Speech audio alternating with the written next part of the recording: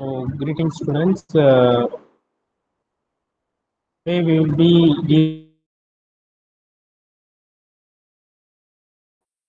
so we have seen about the basic structure of the power system. Okay, starting with the generation. After that, it has to be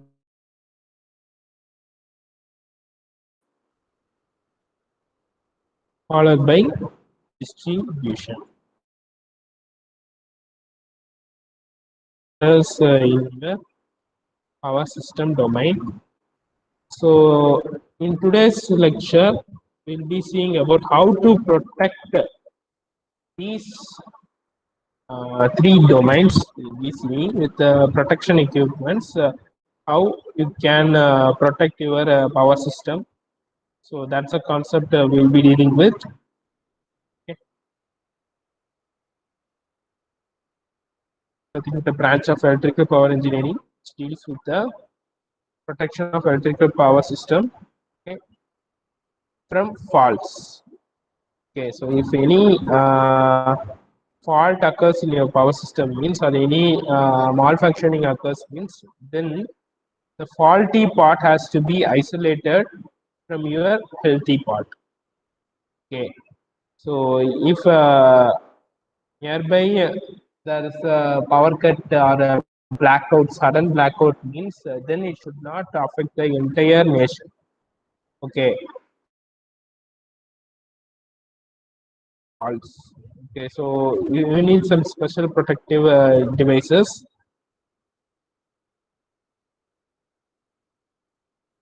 So this protection scheme must be of a pessimistic approach. Okay, so using the technologies, we'll be seeing how to protect. Okay, so protection system usually comprises of five components, starting with the current and voltage transformers. So these are the transformers which is responsible for measuring out your current and voltage. So they are the primary level at which the current or the primary or the voltage will be sensed through the transformers. Okay, so they will be mainly used to step down high voltages. We have already seen in your single line diagram. Okay, and currents of the electrical power system. So the protective relays will be used to sense the fault. Whenever the fault occurs, it will be sensed through your protective relays and initiated trip. So they will be acting as a safeguarding equipment whenever the fault. Okay. Next is circuit breakers. They will be used to open or close the relay. Of the relay, these circuit breakers will be operating. So next is the batteries. So in case of any backup power during the faulty condition, so batteries are the one which provides the power, backup power. Next is your communication channels is to allow current voltage at remote terminals. Okay. So next is about fuse. So you know about fuse, right? So in our household itself, you will be changing the fuse at your distribution box fuse carrier. So failures in each part, such as insulation failure or broken transmission lines. So these are some of the fault conditions which might be occurring. Okay, short circuits or some open circuit things. Okay, so these are some of the things. So followed by protection devices are installed mainly aimed to protect your assets. Okay. So assets here implies your electrical equipment, electrical or home appliances. Okay. The switch gear is a combination of electrical disconnect switches, fuses, and circuit breakers. So it is a combination of the switch gear term. Okay, it is used to isolate the electrical equipment. So protected devices, protection relay. First, we'll be starting with the relay. Protective relays control the tripping of the circuit breaker. As I said, based upon the relay only, your circuit breaker will be working. Surrounding the faulty part, automatic operations which collects data on the system. Okay. While operating quality of these devices, different strategy has to be considered. That is mainly with respect to your control system. We had to uh, formulate different strategies. Okay. So here, very important equipment. We have completely unnoticed or redundant means not important. So going to the next part, there are three parts of protected devices, starting with your instrument transformer. That is, as I said, your those things are will be used for the measurement of your current and voltage, followed by the relay circuit breaker. They will be providing safety, there will be economy and accuracy. With respect to safety, they provide the electrical isolation from the power system, the faulty part. Okay, so relays are able to be simpler in terms of your economy, and with respect to accuracy, the power system voltage and currents are accurately reproduced by instrument transformers. So next is about the performance and design criteria for system protection device. So this includes reliability. So these are the parameters you have to consider while designing your protective device. So reliability. So the device must function. Reliability means it has to perform constantly. Okay. Device must function consistently when fault condition occurs, regardless of the being even it is being ideal for months or years. Because the fault will be occurring only at the probability of occurring fault is very much minimum. So even if it occurs after many days, also it has to be in a proper functioning manner. Okay. Selectivity means nothing but device must avoid unwanted faults or unwanted trips. Okay, it should not be working even when the fault is not occurring.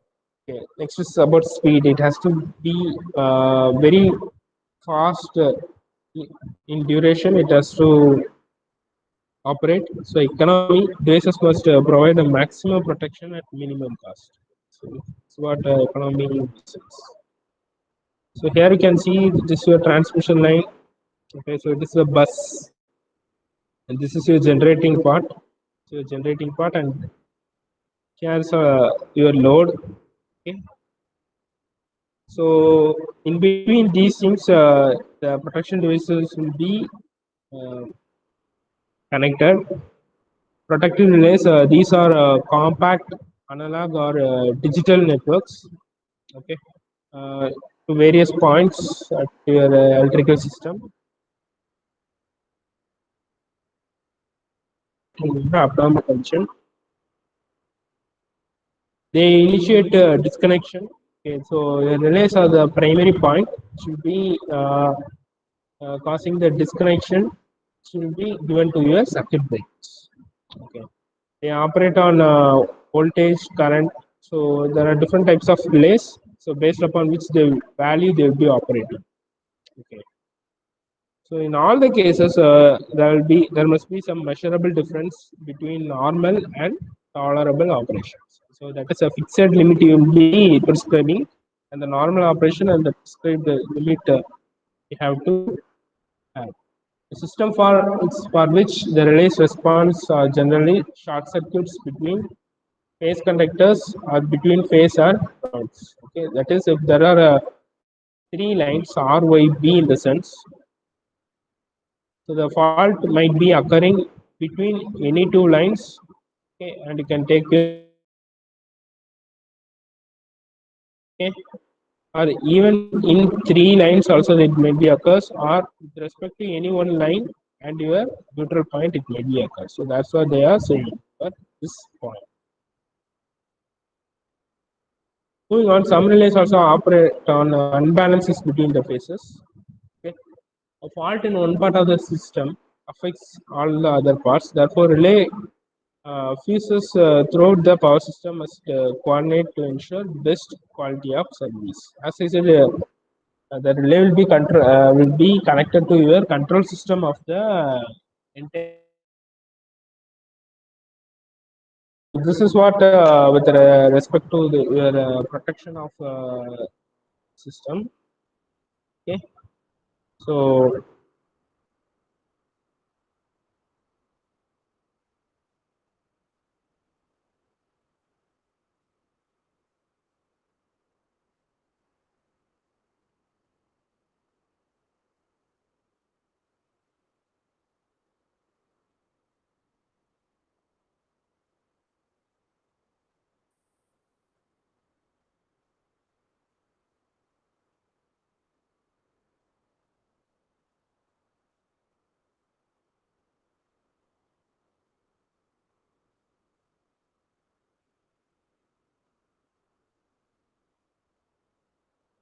I'll be showing the structure of the.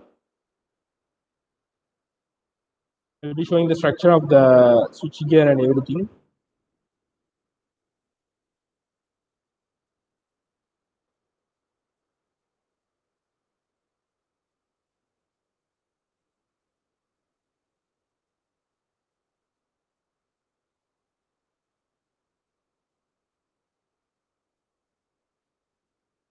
So here you can see uh, backup protection. So normally the primary protection, backup protection. Yes, yeah. So the circuit breaker protective relay. So everything will be coming under your backup protection. So failure in tripping circuit, failure in DC tripping circuit. Okay. So normally there are three types of protection, backup protection, starting with the remote backup, relay backup, and your breaker backup. So the protection power system has switch gear, starting with the switch gear. The switch gear is apparatus used for switching, controlling, and protecting the electrical apparatus. When in normal condition, this switchgear permits on or off of electrical equipment. But when case of fault, a heavy current will be flowing. So the switchgear detects this fault and it disconnects from your unhealthy section. Okay. So as I said, the switchgear is a combination of your circuit breaker relay. Okay. Fuse. Next is your fuse. Fuse is nothing but a short piece of wire which melts when excessive current flows. So in your household, you might have experience. Whenever there is a high amount of current flow, your fuse gets blown out, and you have to separately install the fuse again. Okay, circuit breaker. So electrical equipment that can open or close a circuit under normal and normal and abnormal conditions. Okay, under normal and abnormal conditions. So here, in the normal condition is operated manually, and the abnormal condition is operated automatically. Okay, so here it is. So this part is with respect to your current transformer, and here is your relay, and the circuit breaker. B, this is your circuit breaker part, and transformer senses the amount of current flowing through it. Okay. With respect to that, the signals will be given to your relay. This relay coil will be, if it is excess amount of current gets in contact, and the circuit breaker will be triggered separately. So relay will be connected to the secondary of the current transformer. Primary carries the line current. Okay, the line current exceeds the preset value. The secondary current will cause the relay contacts to close. Okay. So when C1 and C2 gets close, tripping coil will be energized. Okay. So this is the main uh, principle behind the working of your circuit breaker. So a relay is a device that detects the fault and supplies information to the breaker. So here it is, the same thing. It's redone in a different structure. Okay.